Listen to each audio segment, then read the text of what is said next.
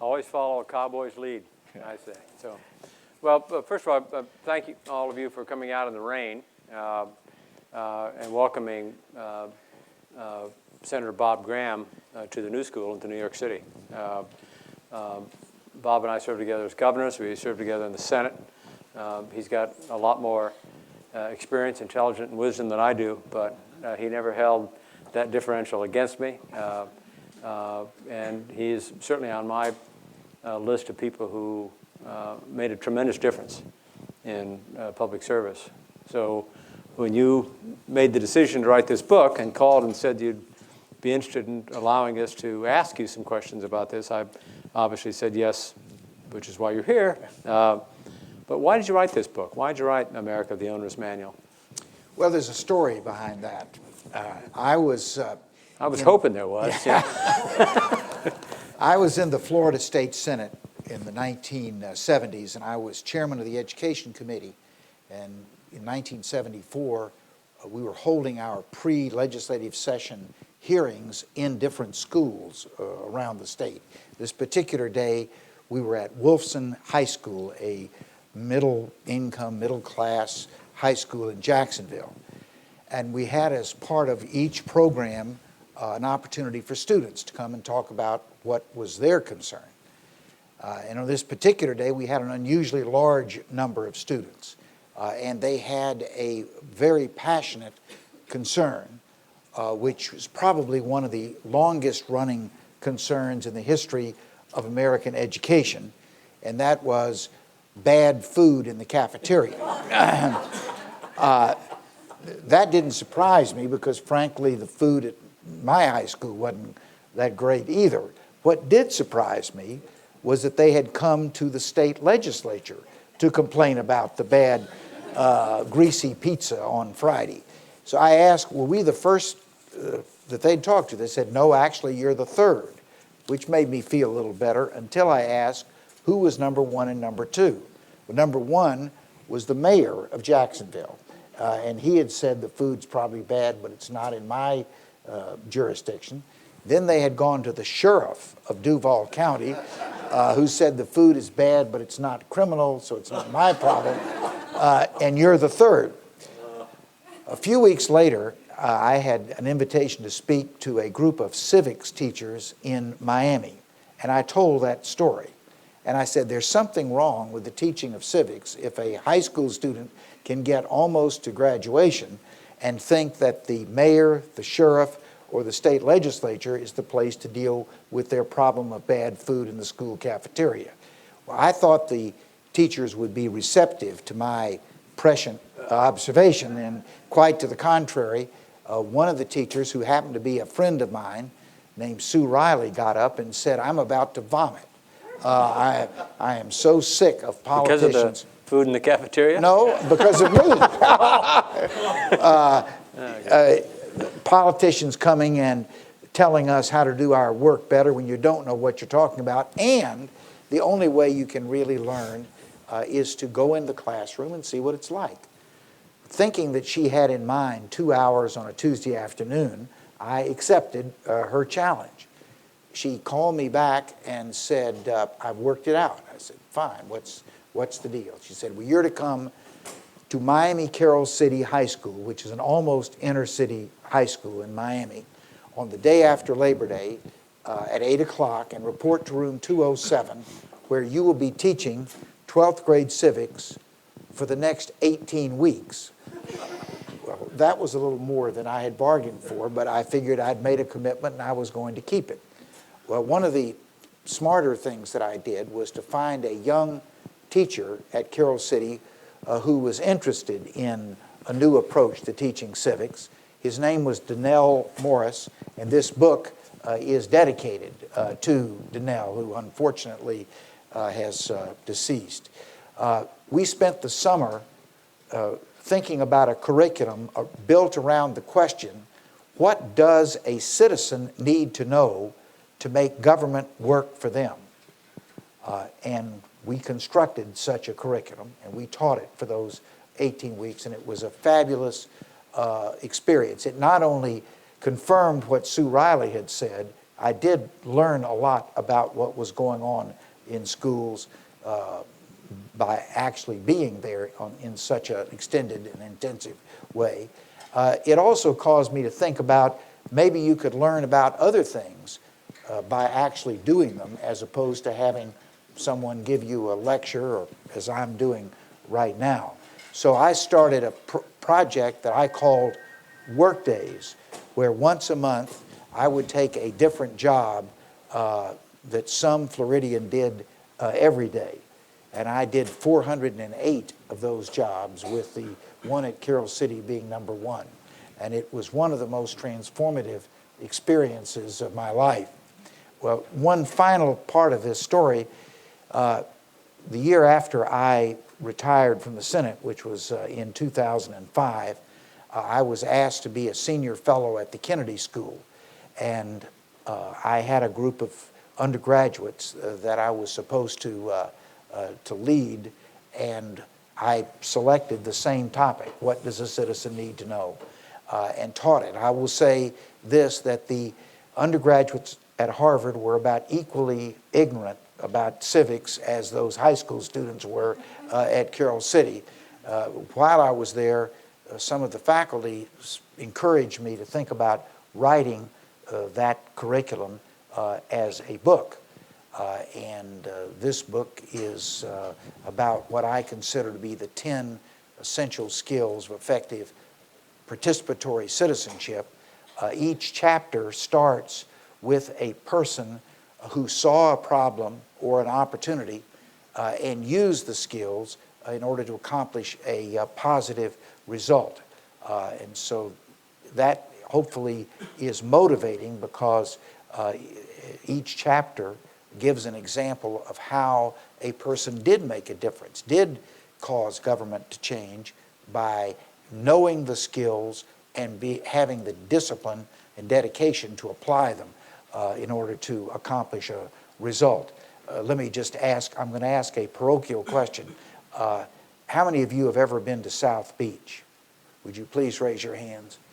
Now, would you put your hands down on those who have not been to South Beach? Would you? Why in the hell have you not been to South Beach? But one of the case studies is how South Beach was saved.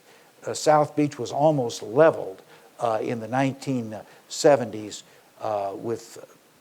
to adopt a plan that would have essentially replicated Disney World on South Beach. It was one lady who stood up and said, this is a very bad idea, and that what we need to do is to retain the romance and nostalgia of these old buildings and all the experiences that people have had here on South Beach, but do it in a new, cleaned up, renovated way, and that will be a significant international tourist destination. And she was certainly right, and this book describes how she did it. Well, that was actually a very good example, because you describe a range of tactics that each of these individuals used, but some similar disciplines, as you described it, and skills. What do you think the critical disciplines and skills are? Well, they range from, the first skill I talk about is framing the problem. There's something happening that you don't like, either negatively or there's an opportunity that's being missed. How you frame the issue. One of the other examples of a case study, does the name Candace Lightner mean anything to any of you? Well, Candace Lightner was the lady who, because of the death of her 13-year-old daughter by a drunk driver, started the group called Mothers Against Drunk Driving. One of the things that made that organization successful was the name of the organization. It framed what the problem was and what they were going to do about it. The word mother is an extremely emotive word in the English language. They could have called it Americans Against Drunk Driving, or Californians, she was from Sacramento, against drunk driving. but they picked the word mothers. It also had a secondary significance in that drunk driving is primarily a masculine offense. Most drunk drivers are men. The policeman who shows up at the scene of the accident is generally going to be a man. The prosecutor who makes the decision as to whether to prosecute or not is typically a man. And when she was starting, which was in 1978, most of the judges were men. Yet the victims of drunk driving, like her own daughter, were disproportionately young females. So it had that kind of edge to it. So the first thing is framing the problem in a way that will contribute to your eventual success. I think one of the most significant skills is the skill of understanding the decision maker. These students at Wolfson High School didn't know who the decision maker was, but had they figured it out, that maybe it was the cafeteria manager was the person who actually could do something, then they'd need to try to figure out how do you persuade that human being to take the action that you would like to undertake. That was something that this lady who saved South Beach was just marvelous at. She did almost a psychological profile on the numerous political figures that were going to be had to be persuaded in order to accomplish what she wanted to do for South Beach. But it was also, the MAD case is a interesting one because it was a good name, a good acronym as well, which had a secondary message. And they appear to have used a combination of kind and gentle tactics and tactics that cause people to say, if I don't vote for this thing, I might not get reelected. So they're sort of inducing some fear, which probably didn't happen to you. In my experience, it's a pretty good motivator from time to time in politics. Yeah. And one of the most interesting aspects of this was she did very good research, and she found, among other things, as I say, that most of the culprits were male, disproportionate number of the victims were females. She also found out that most of the perpetrators were relatively young. They were people who were both learning to drive and learning to drink at the same time, which is a pretty explosive combination. So one of her goals was to raise the age of drinking from 18, which was the standard in the 1970s, to 21. She also found out that there was no uniform standard of what constituted intoxication, that in some states you could be falling down drunk, but you weren't legally intoxicated. In other states, a glass of wine would cause you to be described as intoxicated. So she wanted a nationwide standard, and the one that she came to was 0.8% of your blood alcohol, of your blood being alcohol equaled intoxication. She had a fairly easy hit with the first person she had to persuade, who was the then governor of California, Jerry Brown. Jerry was pretty forward-leaning towards these kind of social causes, and California quickly adopted her two principles. It's ironic that when Bob and I were governors, Jerry was one of the youngest governors in America, and today he may get elected as the governor of California, and he'll be one of the oldest governors in America. Why the hell don't we have that kind of staying power? There's an answer. Yeah. It's an unpleasant answer. But the second person she had to persuade was another Californian who had recently moved from Sacramento. His name was Ronald Reagan. Reagan had run for president on a campaign that included the famous statement that government is not the solution, government is the problem, particularly the federal government. He was a strong believer in states' rights. So here she was with her 15 minutes with the president in the Oval Office, having to persuade him to adopt those two principles of 21 age for drinking and 0.8 as the standard of intoxication, when he had just gotten elected president, taking quite an opposite philosophical position. So what she did is she talked to a lot of people in Sacramento who had known Reagan, read all that she could about him, and she determined that he had a soft spot, and the soft spot were kids. That there were many stories about how a child would write a handwritten note to Governor Reagan about some problem. He would reply with a handwritten note and often with a check to help the child overcome whatever the problem was. So she used her 15 minutes. She didn't talk about policy or other bureaucratic issues. She talked about what this meant to children, starting with what it meant to her own daughter. And at the end of the discussion, according to one of Reagan's staff persons, he turned and said, "Men, this is not about politics. This is about kids. Let's help that lady." And understanding the soft spot of Ronald Reagan was part of the key to her success. Well, it's interesting. I mean, that one hit the time I was governor as well, and that's what I'd like to do, if you don't mind, is kind of go through some issues. The general category of that one is where you're regulating individual behavior, and you're regulating individual behavior to use a product that's manufactured by people. Again, I don't know what your experience was in Florida, but in Nebraska, there's a fair amount of people that are in the business of selling and distributing alcohol that weren't very enthusiastic at the outset about doing that. They came around to it, to embrace it. Yeah.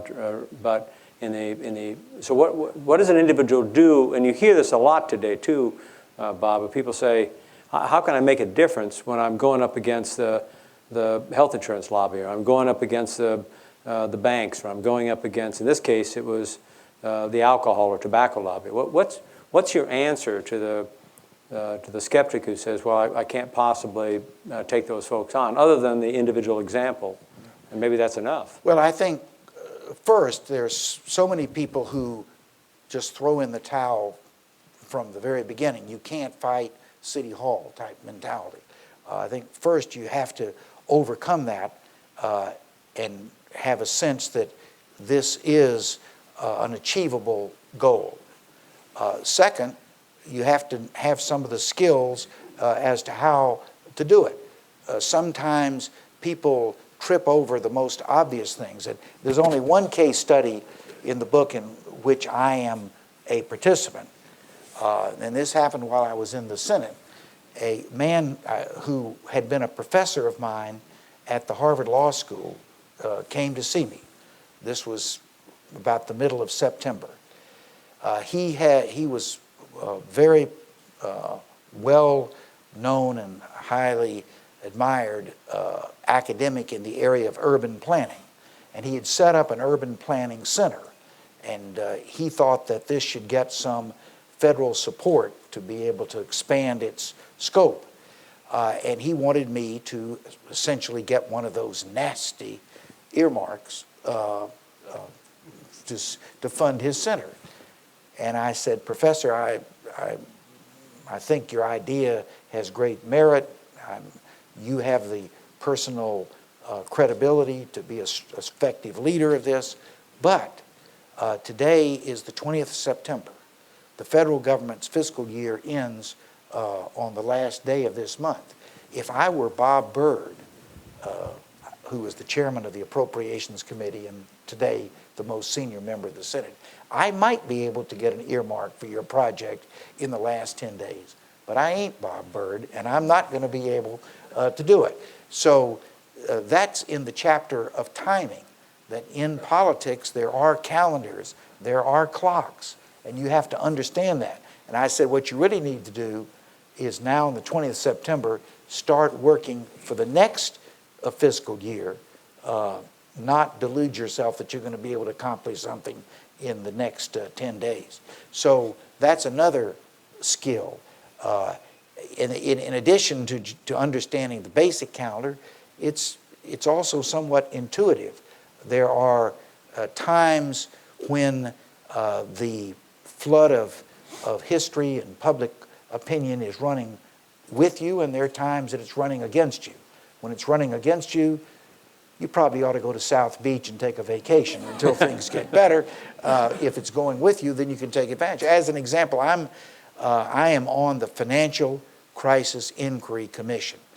I'm not going to go into too much background, but it's a little bit of a strange operation in that we're supposed to write the history of what caused this financial crisis.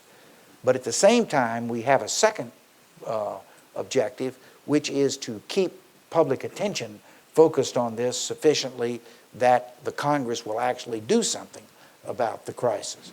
And at our first hearing, we had the leaders of the 4 largest financial institutions in the country. And I'm not going to say which one got the most attention. I'll just say it's got a lot of ink that it didn't want to get in the last week. And that is an example of, I think what you saw today's ink was that it looks like the Republicans are not going to be so adamantly opposed to financial regulation reform as they had previously indicated. And I think they've sensed that the tide has started to move on this issue, and the specific incident that's gotten so much ink has been a major contributor to that. So that's an immediate example of understanding timing in terms of where public opinion is and taking advantage of it. Bob, let me take another sort of general category that is connected to another commission that you're not just on, but chaired, the one on weapons of mass destruction. And the general category is connected to an observation that I make about citizens. In certain areas, they're angry because the government either A, is not telling them everything they need to know in order to make a decision, or the government's intentionally withholding information, or the government's simply not telling them the truth. So there's and cynicism attaches to that kind of behavior, not just skepticism, but cynicism. And coming out of that, I would say that in the world, both on the weapons of mass destruction and the 9/11 Commission that I served on, you've got large areas of activity in the government that are classified beyond reach of a citizen that doesn't have the clearances. And as a consequence, you find yourself in a position of simply not being able to provide the citizen with the information that they need. And from that, in my experience again with 9/11, you get these remarkable and remarkably creative alternative theories about what happened. So what do you do in a situation where, like with intelligence, it's against the law to even talk about how much is being spent? How do you influence that part of the government, and how do you deal with a situation where the citizens don't have a right to know the kinds of things that they need in order to make informed decisions? Well, one, I think citizens should not stand passively by, but should continue to press government to give them more information. My experience has been that an awful lot of what passes for national security justifications for classification are actually justifications to cover somebody's ass because they screwed up really badly and they don't want the public to know that has happened. I think this is an area in which almost one office has the most significant responsibility and capability, and that is the office of the president.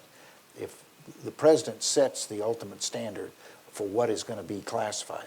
We've been through 8 years of an administration that I think egregiously overclassified material, including material that under the law was supposed to have become publicly available because it had been classified for 25 or more years. Second, I think that citizens have the right to know what their government is doing, and maybe we need to have the equivalent of the Tea Party operatives on the subject of letting the public know. In this commission on weapons of mass destruction, it's one thing that has struck me is that there are several countries, and two specifically, Israel and the United Kingdom, that have consciously empowered citizens to be a meaningful part of their homeland security. Just as one anecdote example, a citizen in the UK made an observation, and that was, if you were going to deliver a weapon of mass destruction to a specific site in, let's say, London, what kind of vehicle would you have the best chance of accomplishing that with? What do you think? A taxi? What's that? A bus? A van? Huh? An ambulance. An emergency vehicle. What do you do when if you were to walk out here on Fifth Avenue? That is Fifth Avenue out there, isn't it? Somewhere? Sixth. Sixth Avenue. Right. You're close enough. Close enough, okay. And you hear those bleats of an ambulance. What are we all trained to do? To defer, stand aside. So the citizens suggested this to Scotland Yard, that is a threat. And then asked the question, do we in the UK know where our emergency vehicles are? Well, that caused Scotland Yard to do a survey, and they were shocked at how many unaccounted for ambulances and other forms of emergency vehicles there were in the UK.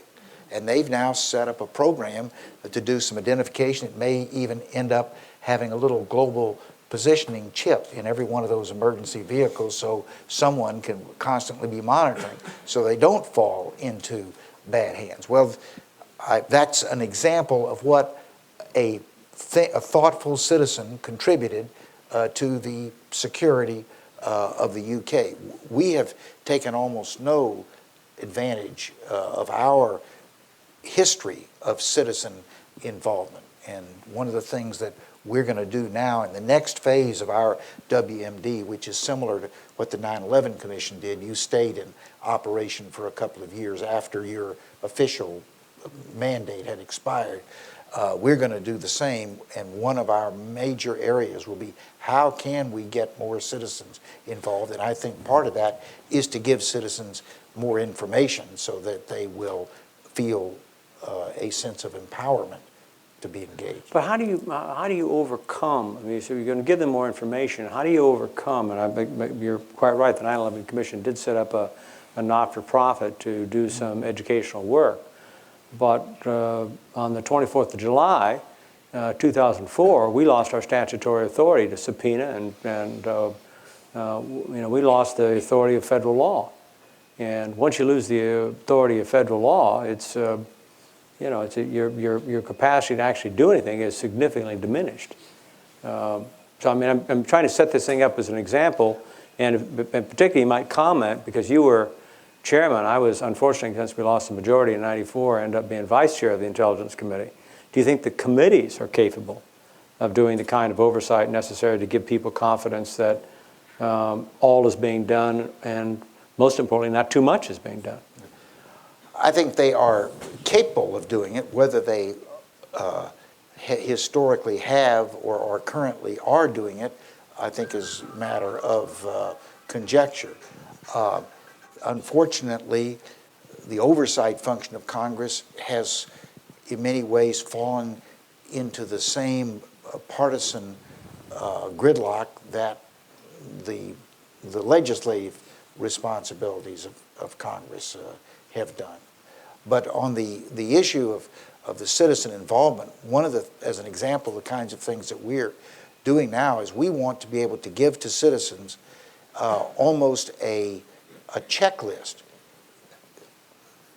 Does Nassau County, New York, is it prepared to deal with a major emergency, whether it's a man-made emergency such as a biological or nuclear attack, or a natural emergency like the earthquake that has hit Chile and Haiti.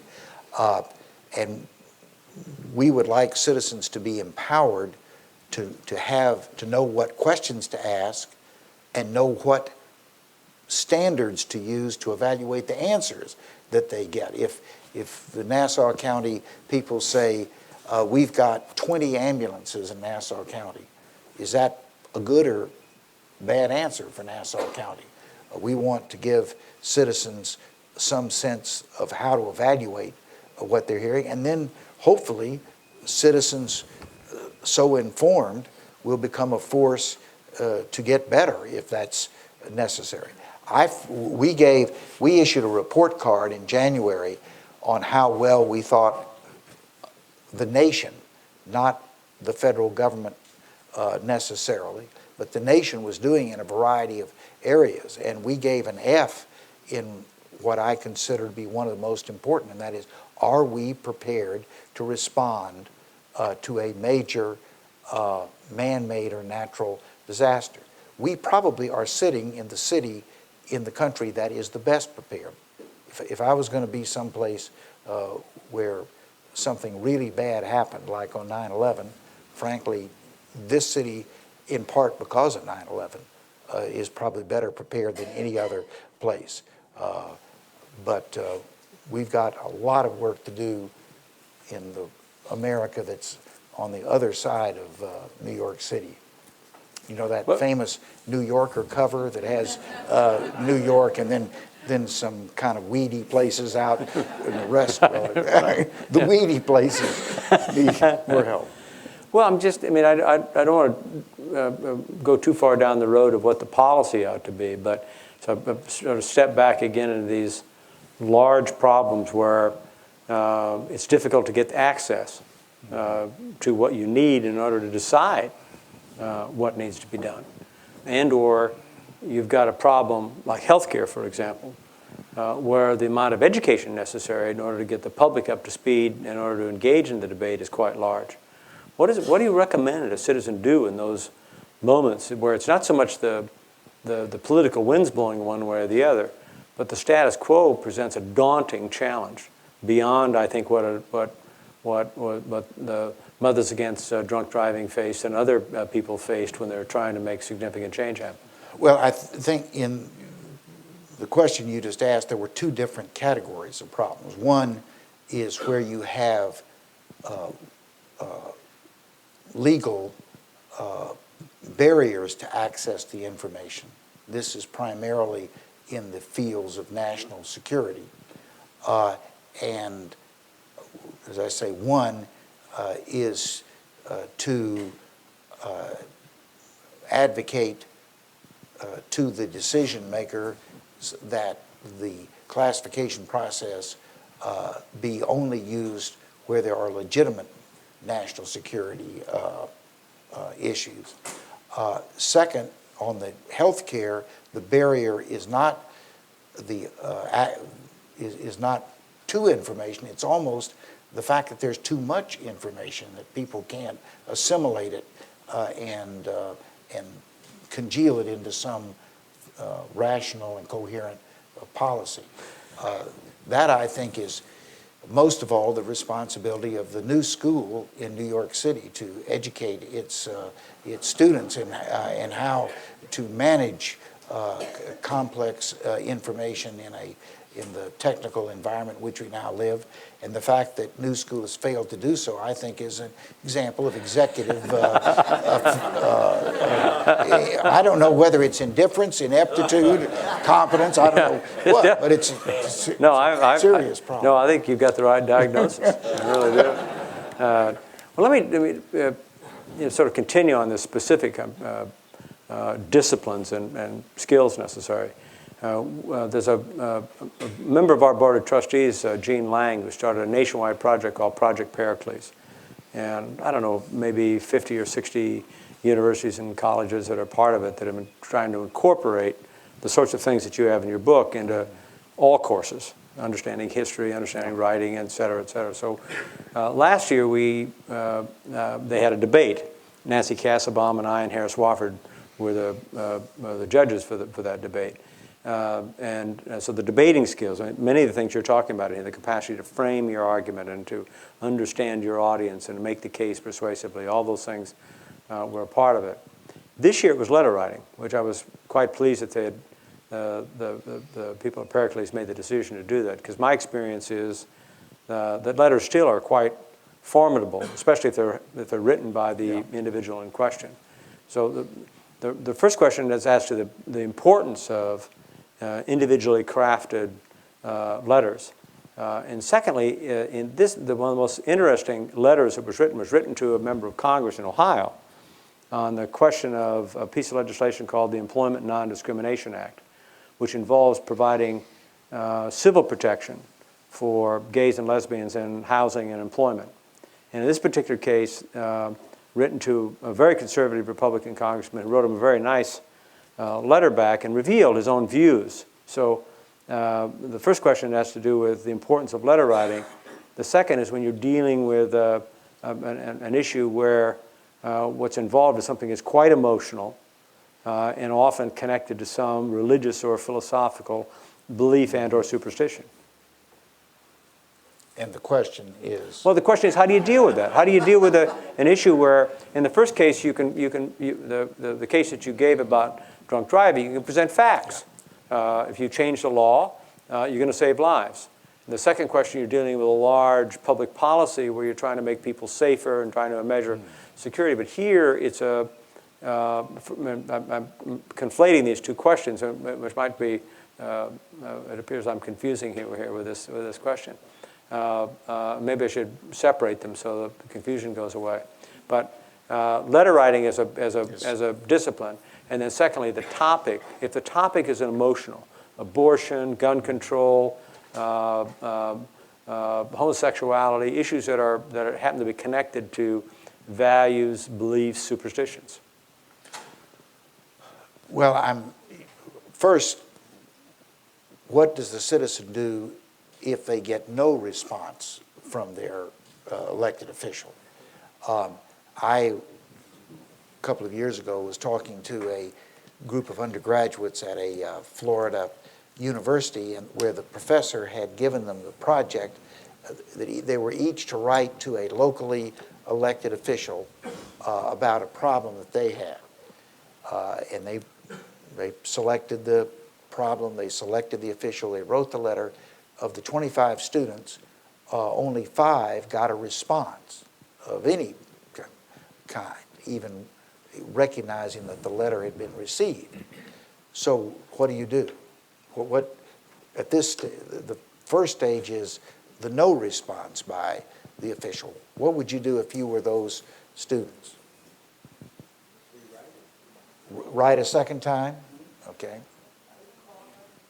Call the persons? Okay. What's that? You go to, well, these are like, this is the mayor, this is like the mayor of the city or the superintendent of schools, so they're at a pretty high level in the local government. Well, that's getting close to what they actually did. They first developed a large poster board, and the poster board on the left-hand side down the vertical column had the name of all the 25 people who had been written to, and then had a column indicating what response. And in the case of 20 of the 25, it was no response. They then called a press conference to which the 3 television stations, the local daily newspaper, and others showed up and just burned those 20 people who hadn't responded. Then when they wrote the second letter, they probably got a lot more attention. The second, on these the highly emotional issues, my experience is that it's important to have a discussion of these issues. It is very difficult to get people who are ideologically committed to one position or the other to be very open to changing their mind, particularly when the conversation is with a political figure, maybe with their religious advisor, or maybe in an academic setting with their professor. There may be a greater environment of openness to rethink. But those are the most difficult issues to move from ideology and personal religious conviction into a new political setting.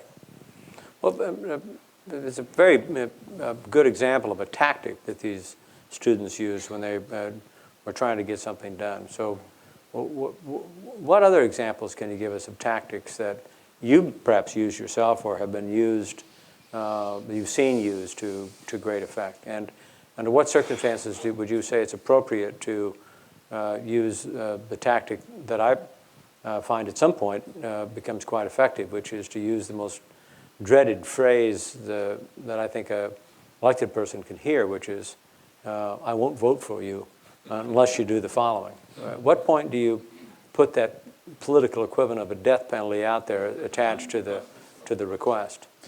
Well, the problem with that is not very many politicians are going to be intimidated by a single person who... No, but perhaps a single organization like the NRA that tends to say that when they're negotiating with you. And that's how a relatively small number of people have a disproportionate influence, because they are so single issue focused. I was not a particular favorite of the NRA because as governor of Florida, I had the responsibility of dealing with some very difficult situations in which excessive access to handguns was a major part of the problem. And I thought reasonable standards were very much in the public interest and not a violation of the Second Amendment rights. In some ways, you have to try to isolate the small number of the zealots and appeal to the much larger number of people who are at least open to a thoughtful consideration of what the consequences of an armed society will be. How important is, as you referenced earlier, sometimes the wind's with you and sometimes it's not. Sometimes the song says you're the windshield, sometimes you're the bug. How important is persistence? Tenacity is, I think, it is not a skill set, it's a psychological commitment. One of the most interesting case studies in the book is one that involves an area in East Los Angeles, which had historically been the dumping ground for everything that nobody else in Los Angeles wanted, whether it was a solid waste site, whether it was a prison, whatever. That was the backyard that got it. Well, the governor of California was committed to a program of expanding state prisons, and they were going to build one in this East Los Angeles neighborhood. And a small group made up of a priest. This was a largely Mexican community, primarily Roman Catholic, and he organized the women of his church. This was happening at the same time in Argentina. They had the women who would go out on every Thursday into the park in front of the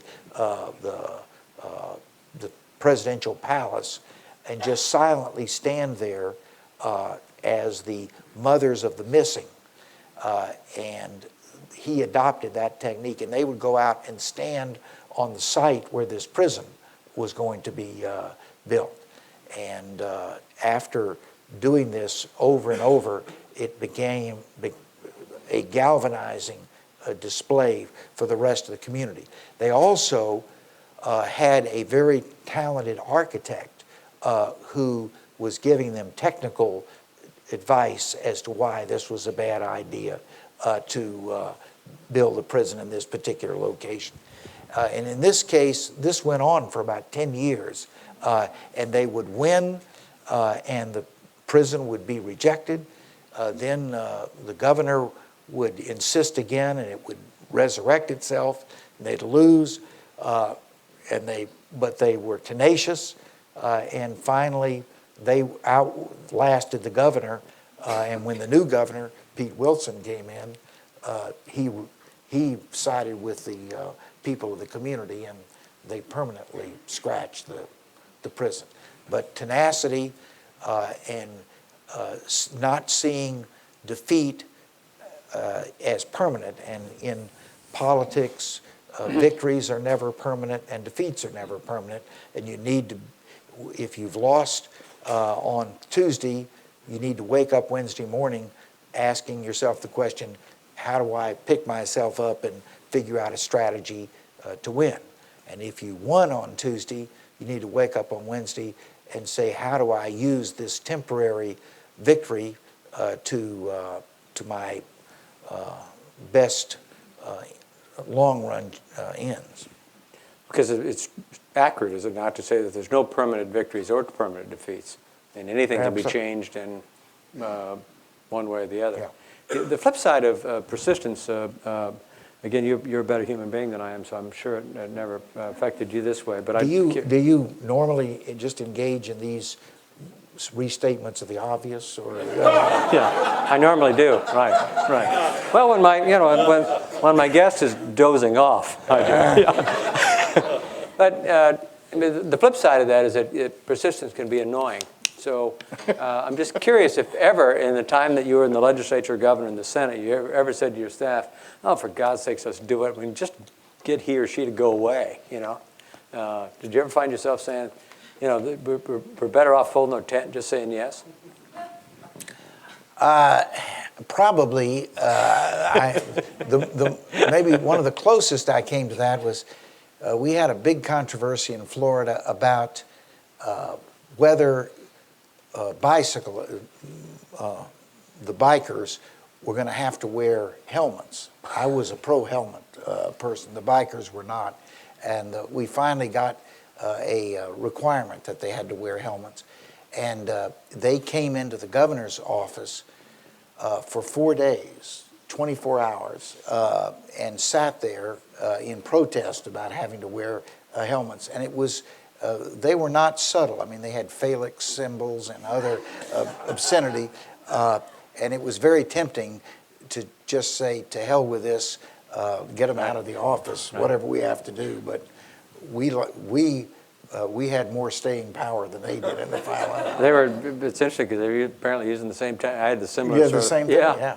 Maybe they had the same signs, they just carried them around. Mike, it's just, we'll probably digress into war stories up here. My favorite story in that category is that we were trying to get a river. First of all, it was the last one of the Bureau of Reclamation dams on the Niobrara River, and we killed it in my first year as governor. And then first year in the Senate, Jim Exton and I worked to get it declared wild and scenic under the Wild and Scenic Designation Act. And I said to Jim, we got to go up to Ballantyne, Nebraska, where the county seat is, and we got to hold a town hall meeting. Oh, Jesus, can't do that. He said, they're 90-10 against this thing. I know, but it gives them a chance to make their case. And so we organized this in the school, and this is cowboy country. Well, you probably sold a few bulls in your day up there, right? And we pulled up in our car, and there's two guys on mounted horses. And there was a sign on the back end of both those horses with our names with an arrow pointing right down to, that was the most affectionate. Yeah. You can think what the horses felt about that, too. Exactly. Yeah, too bad they couldn't talk. Yeah. Well, I mean, any other experiences that you've had with tactics? I mean, with things that people have done that have worked. Because I found the exchange earlier to be, quite good. What would you recommend that this audience or any other audience consider doing when they find themselves with something that they want to change, but find themselves questioning whether or not they've got the capacity to get it done? Well, as I say, I would start with the belief in yourself that in our society, citizens do have the capability to do extraordinary things if they possess the tenacity to do it, if they possess the skills to which to attach to that tenacity. Just like the professor who wanted to get the designation of this urban planning center, he had missed the lesson on the fact that you don't show up 10 days before the end of the fiscal year to try to get an earmark. One of the issues that I was personally been involved with for all my political life and much of my personal life is the Everglades. My father came to Florida right after the First World War and went into agriculture, and our little dairy farm was an island in the middle of the Everglades, and so I've had a passion for that as a symbol of our state and as a place which has, for me, been personally very important in my own personal renewal. And we started working in the early 1980s on a program of saving the Everglades. And I think one of the things that's important in any major long-term project is to have a clear statement of what it is you're trying to do, both as an important part of drawing other people to your task, but also as a means of periodically checking your progress. It's the old saying, when you're up to your neck in alligators, sometimes we forgot that our purpose there was to save the swamp. And knowing with clarity what it is your goals are serves as a constant means of evaluating the progress that you have or have not made. And do you find as a part of that, Bob, because I know in the big swamp, your significant role in that 30-year efforts is quite impressive. But do you find in those kinds of effort that one of the tactics that's critical is to build coalitions with sort of unlikely people that might disagree with you on every other thing that you're trying to get done? It's critical to try to find people who may consider themselves to be your adversaries, but to try to, over time, bring them to the recognition that you share a common set of long-term interest. As an example, with the Everglades, there had historically been a strong clash between agricultural interests, particularly the sugar interest, which occupy a big swath of the Everglades, and the environmental community. And we were able to find some common ground between the two, largely premised on the fact that the sugar industry is a consumptive use of soil. Every year you take the crop off, you take off a certain amount of land, and therefore there's going to come a point where it's no longer susceptible from just agronomy standpoint to be used for sugar. And thinking about what are you going to do beyond that point to maintain the Everglades as a functioning water system. I'm going to let the audience ask some questions, and we'll take questions for about 20 minutes, and then Bob's going to sign some of his books if anybody is interested. And Bob, I'd like to just ask one last question.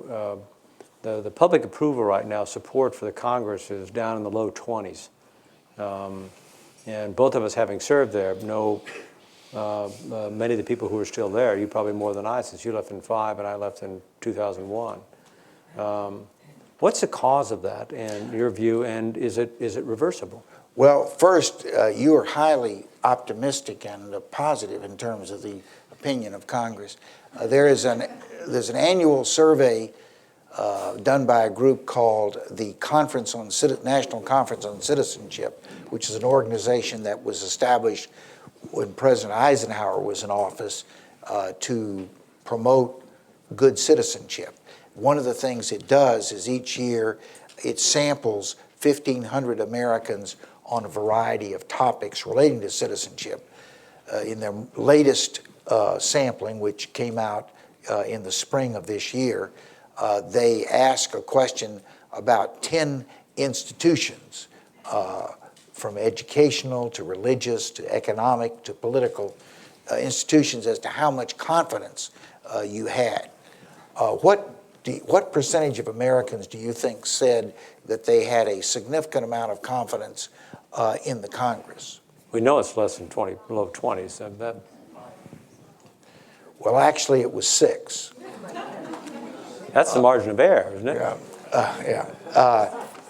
The Gallup organization, each year, at the end of the year, they pick 10 findings of their polling that they've done during that year that they think are the most significant. In 2009, one of their 10 was they asked the question about confidence in the essential honesty and ethics of their own member of Congress and the larger body of Congress. What percentage do you think of Americans said that they had a significant level of confidence in the honesty of their member of Congress? -2. Well, actually, in light of the previous statistic, you may call it encouraging. 9% thought he may be incompetent, but 9% thought he was at least honest. So the level of public disassociation and cynicism about their institutions, I might say that the president didn't come out much better than Congress on these studies, is I think a national disaster and a threat to the ability of a democracy to function. And why has this occurred? I think a lot of it has to do with the fact that there has been a dramatic decline in citizenship over the last 40 years. About 20% fewer people, for instance, are voting now. Even in an election such as 2008's election, there was a 20% drop-off from the people who'd voted when Richard Nixon and John Kennedy ran for president in 1960. Fewer Americans are joining civic organizations or other groups that have traditionally been the means by which individuals play an active role in the improvement of their community. I think a lot of that decline goes back to the fact that we essentially stopped teaching students about their citizenship responsibility in the 1960s. I don't know, I'm not going to ask you what year you graduated from high school, but I will say I graduated in 1955. At that time, I took what was the national standard of civics education, and that was 3 one-year courses from the 7th grade to the 12th grade. My oldest granddaughter graduated from a good public high school in Florida last year, and she's now a freshman at Northwestern. And she took the national norm for civics in America, which was 1 semester of civics from the 7th to the 12th grade. So by a factor of 6, there has been a decline in how much education our young people are getting about fundamental things like tolerance, respect for the opinion of others, those building blocks of a democratic society. And I think we are now reaping the fruit of that 40 years of dramatic decline in educating our people, and it's showing up in this attitude of alienation towards government and institutions. It's been easier for me to understand a statistic I saw. I think it was last year when what used to be called immigration naturalization and service is now, I think, immigration, customs, and enforcement. As a pleasant alteration in that agency's name. But they were coming out with a new naturalization test, and they had a lot of interesting questions on there. Some of them looked relatively simple, but there was a poll that was done to test the native-born citizens' capacity to answer those questions. And one of them was name the 3 branches of the government. A third of Americans could. 75% of Americans could name all 3 of the 3 stooges. Right, so there is a base level understanding that if you don't have it, especially in the modern world where participation's easier, and whether you're bringing facts or merely bringing heat doesn't really matter. It's a lot easier to both to influence and to intimidate. Are there questions from the audience? Yes. President Kerrey, Governor Graham. Thank you both for presenting this forum. My name is Michael Gary, and behind President Obama's election, my grassroots community organization, Northwest Bronx for Obama, following the election, changed our name to Northwest Bronx for Change, because those who might not identify with the president or the man might yet identify with the agenda. And we had various committees besides health. Civics was one of the ones that was mentioned. So I was part of the subcommittee for youth, education, and family, that subcommittee, as well as being on the steering committee. And we wanted to circulate letters to the various schools in our district. I'm up in Elliott Engel's congressional district in the 17th in the Northwest Bronx.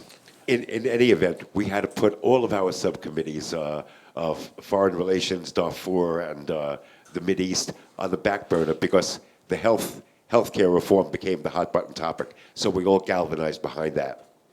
Well, following this package that just passed recently, we started to try to manifest some of the other subcommittees on our agenda. And what we would really like to do, and I'm so glad you mentioned civics, because we generated this letter to go to schools, and there are so many retired teachers within our community that would love to broach the topic of civics. I'm a lay person. I'm not an educator. I have 22 ed credits besides my degree in psychology. But I'm an activist, and all the other activist organizations that we network with, both in the Bronx and in Manhattan and in D.C., that we all galvanized with. I don't mean rude, but could you get to the question? Okay. The question is, I took notes, but how do I get some more information from you about civics? I have my business card. I'd love to get an email address from you or your business cards, sure, so I can get some information on how to do a lesson plan with civics. Would it be too crassly commercial if I were to suggest? You buy a book.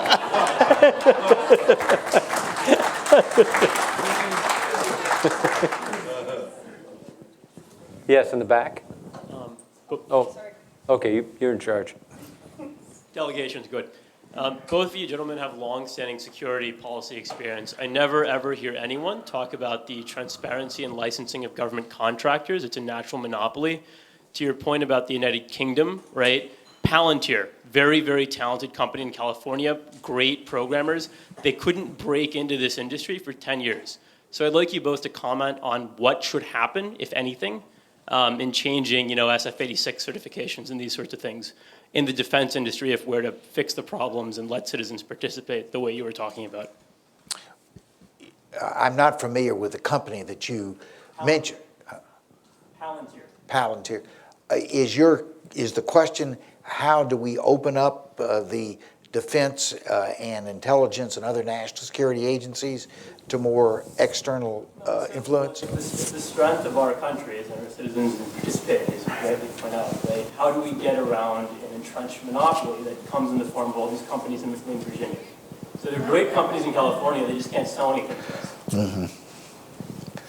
Well, I'm a little surprised at that because I know the intelligence community actually has a program similar to the defense. In defense they call it DARPA, which was the program that developed dual-use military civilian. In fact, it was probably as responsible for the development of the computer as any single organization. It's government funded, I'm just talking about procurement generally. Procurement is a problem, and as I understand the question, I'm not sure I do, but in those situations where the procurement is open, and under Gates, Gates is pushing a lot more competitive bidding. I mean, he's reopening contracts that used to be single source. So, but if it's open, it's easier. It's not easy if you're going up against one of the larger defense contractors, because it's a lot easier in some ways, for DoD to continue doing business with them, and they have a lot of people working the Hill and DoD to try to get their contract approved. On Intel, it's harder. It has to do with the presumption of secrecy that surrounds it. And my own answer is, I don't even know what the current state of play is, but I was very much involved in trying to change the way the National Reconnaissance Office let contracts, because it was more of an oligarchy than a monopoly, but it was a relatively small number, and it limited the capacity of the intelligence community to get access to better technology. And what we put in place was a mechanism that was temporary, so I don't know what the status of it is now, whereas similar to what Senator Graham was talking about earlier, where you have citizen participation just on the contracting side, and for the purpose of making certain that you're getting more competition, and smaller contractors get the opportunity to be heard. I don't even know if it's still in place, but you have to have some kind of mechanism like that in the black world, or you're simply not going to, you're not going to get the right accountability that you need, and you're certainly not going to get this thing opened up so it's more than 2, 3, 4 contractors that are basically running the whole thing. Well, and what I was going to say is that the intelligence community analog to DARPA is located in California purposefully. They wanted to get out of the sea of Northern Virginia to get more innovation, and so I'm surprised that that firm is having difficulty making a connection. They don't have to go across the country to do it. Lindsay, you're in charge. Gentlemen, hi. My name is Mark Steve. Thank you for the opportunity. A quick question. You addressed a couple of examples from your book that seem to be more based around a sort of a slow and methodical approach to dealing with your issue and getting that in front of people. I'm wondering, in your experience, and this to both of you really, if you could contrast that approach to these sort of white-hot moments, and I'll bring up the dreaded Tea Party reference, where they're burning very brightly right now, and they're getting a lot of ink, they're getting a lot of media. In your experience, do you see a pro or con to one approach or the other? Do those who burn brightly burn out fastest? Do they get their moment in the sun, and does that not really achieve a long-term goal? Do people lose interest? You know, those kind of issues. Your thoughts on that? Well, I talk in the book about a variety of ways in which individuals relate to government. One is the topic of the moment. There are people who will only get engaged in an episodic way for a specific issue that they feel passionately about. Then there are people, and environmentalists would be an example of this, who are going to be involved in environmental issues for a continued period of time, with the specific issue changing over time. If you want to join the Sierra Club, for instance, you're signing up for a long-term engagement with environmental issues, but not the same issue all the time. Then you have organizations like labor unions or chambers of commerce, which are also in for the long haul, but they're not necessarily restricted to a particular area like health or the environment or transportation. They could be involved in a variety. So how you relate to government as an individual somewhat depends upon what your basket of interests are. Is it a single, short-term, high energy issue, or is it going to be more of a long-term commitment, either to a specific topic, such as the Sierra Club, or to a broader range of policy issues? Yeah, my response would be to add to Bob's excellent answer is first of all, to observe that it's gotten easier to organize apparently spontaneous groups. So the Tea Party is quite a good example of that. They can text, tweet, and say, we're all going to rally at such and such a place. And in the old days, 5 years ago, you had to get on the phone to a call center, call people up and try to, they're not home and so forth. And now you just, I just got buzzed on my telephone, and they're in an hour, they're all going to be at such and such a place, and I go there, both for good and bad. By the way, it's not just the Tea Party, but other groups. There's a lot of current concern, actually, about young people doing that in destructive fashion. So it's gotten easier to get those little flash moments. But I quite agree with Bob that sustained effort is still much more likely to carry the day. Otherwise, they just burn out. Why are they together? And you see that actually inside the Tea Party. And at some point, being against something is just not enough to really carry you for very long in a group. The other thing that neither of us have mentioned that's worth mentioning is that, boy, there's times when the only thing that works is go to court. To bring a legal action, change the dynamic in a hurry. I mean, my own observation, for example, the issue about the danger of nicotine being addictive, and until you go to federal court, nothing happened. The state legislature, I mean, they were basically owned by tobacco. So until the judge makes a decision, things didn't start to click. Up to and including this year, they finally allowed the FDA under law to regulate tobacco, which by every scientific study, nicotine is addictive. I was just on a tour of Jamaica Bay, which is really interesting. Sort of reminded me a bit of your long-standing effort to try to save the Everglades. And there was a father-son team out there, and we heard the presentation by the Park Service talking about, we're losing wetlands out there because climate change, we're losing it because of this, that, and the other thing. And this old boy walks up and he says, what he didn't mention to you is that we're also losing wetlands out there because of the increase in nitrogen coming off the solid waste plant that's right in our neighborhood. I said, really? Yeah. He said, we sued the city. My son and I sued the city, and they settled with a $200 million investment so that the nitrogen release from this plant no longer occurs. So there are times when, and then in this particular case, they use the lawyers from the NRDC, so it makes Bob's point as well, that an organization that's sustaining its effort.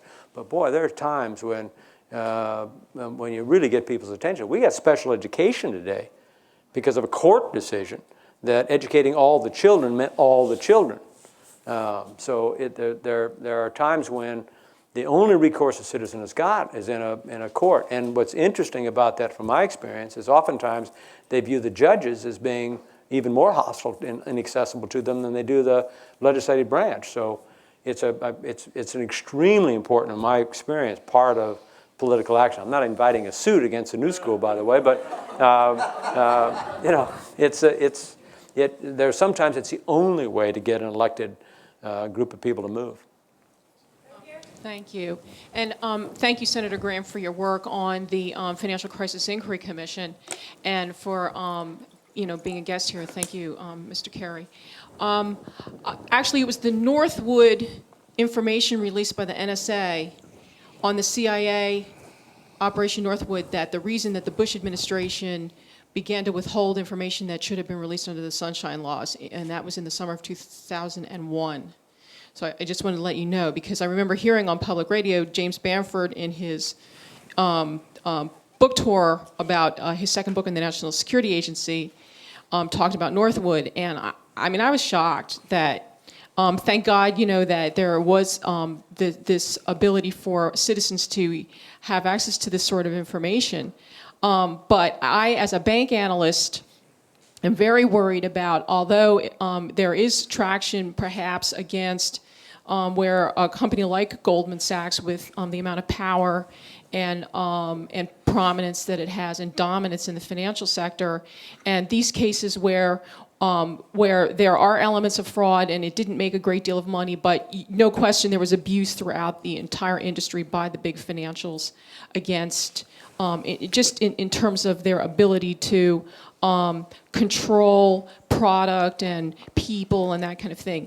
And so speaking to your point, what concerns me, and I've started to read through Rep. Frank's draft, and it's deplorable because what's probably not in his is in Senator Dodd's. And these people are both bought on no disrespect to the amount of funds that it takes to get reelected and campaign contributions. And I'd helped get BICRA reviewed and that kind of thing. So what I'm concerned about, and perhaps you can speak to this, is in having worked on Wall Street and been a bank analyst and endured the isolation of being an experienced bank analyst, someone who would understand how the things like the over-the-counter derivatives trading is in effect barter, and it's bankrupted the sector, and on other people's money, trillions of dollars. This is a huge boondoggle, but it's a big revenue generator. Again, can you pull the question out of the... Okay, well, this is what it is. I know. They've got this Goldman thing is used as a pretense to attempt to get the Republicans to back off.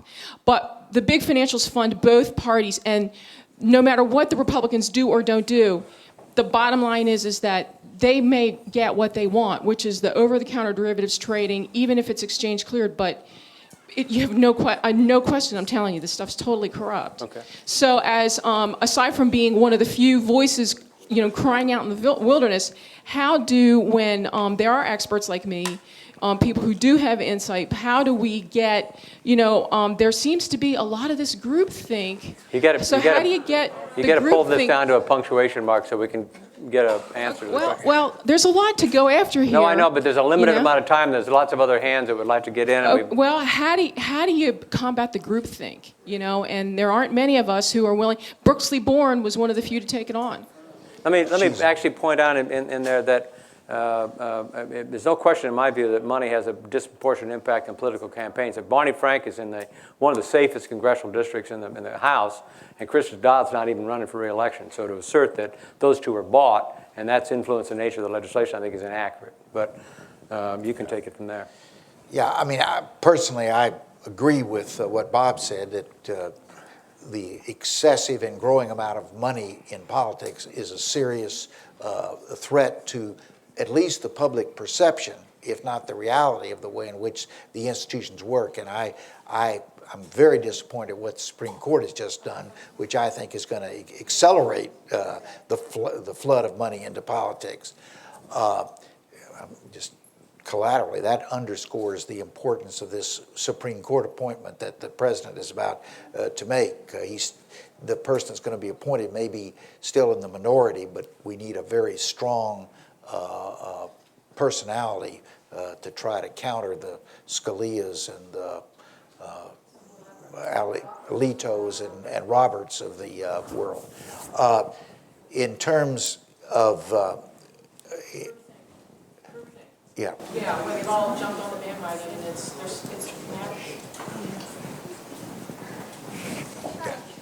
I actually I run the hearing access program, the ear symbols. I'm sorry. The hearing access is very effective. I run the hearing access program. I worked actually with the New School to make sure this room was accessible for people with hearing loss. And I work with the Bass Museum down in Florida. What would you recommend? And I work with about museums all over the country, the Department of Interior, to rewrite their guidelines. I've done basically similar things like you've recommended in your book. What would you recommend as a tactic or a strategy to work with more museums rather than the way I'm approaching it? It's now kind of cherry picking a museum in each state to be a foothold and then using that as a catalyst to affect change in other museums.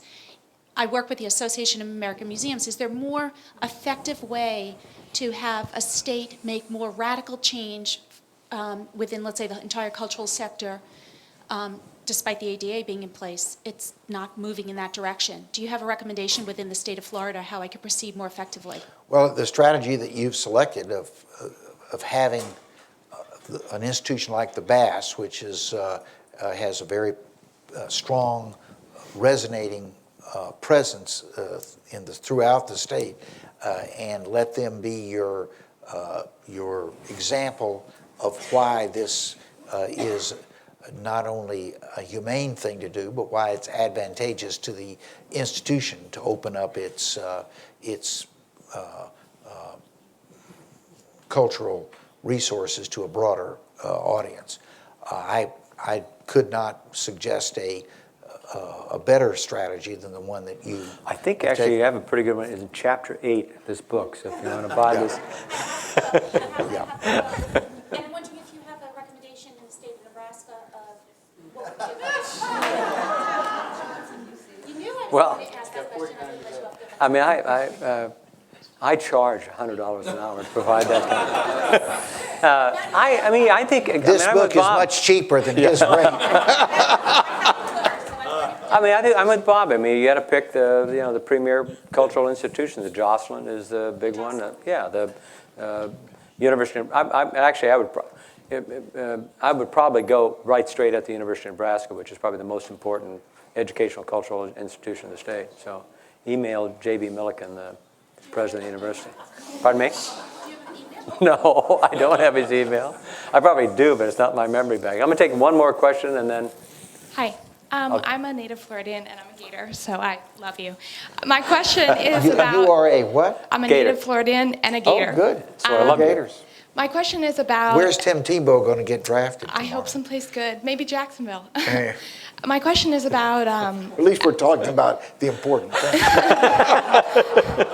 It's actually about the Florida Senate race that's coming up and what's going on with Mr. Rubio and Christ. And there was an article today in the Times about Christ, after having voted against the recent education refunding for the state, how the National Republican Party is thinking of not backing him over Rubio. And what do you think in light of the Tea Party movement and kind of our increasingly polarized parties, what's going to happen there? And what does that say about, average voters who maybe don't swing to the far left or the far right, just in terms of the state of Florida and in the larger electorate? Well, if you followed events in 2000, you would know that in Florida, even after the election has been held, you can't figure out what the hell happened, much less before. My prediction is that by April the 30th, which is the cutoff date, that Christ will drop out of the Republican primary and continue his campaign as an independent, which means that if that happens, we'll have 3 candidates in November, 2 Republicans and 1 Democrat.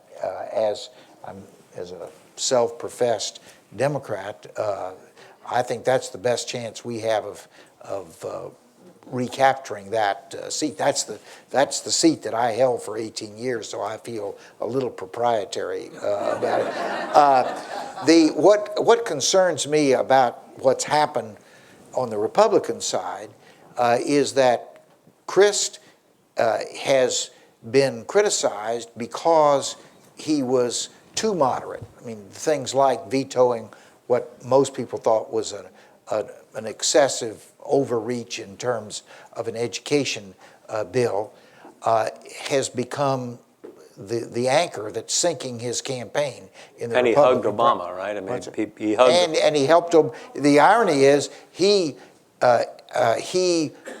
supported Obama's stimulus plan, which has been very important for Florida in terms of keeping its schools and its health care programs going. And the legislature has, including Marco Rubio, have very much taken advantage of the money.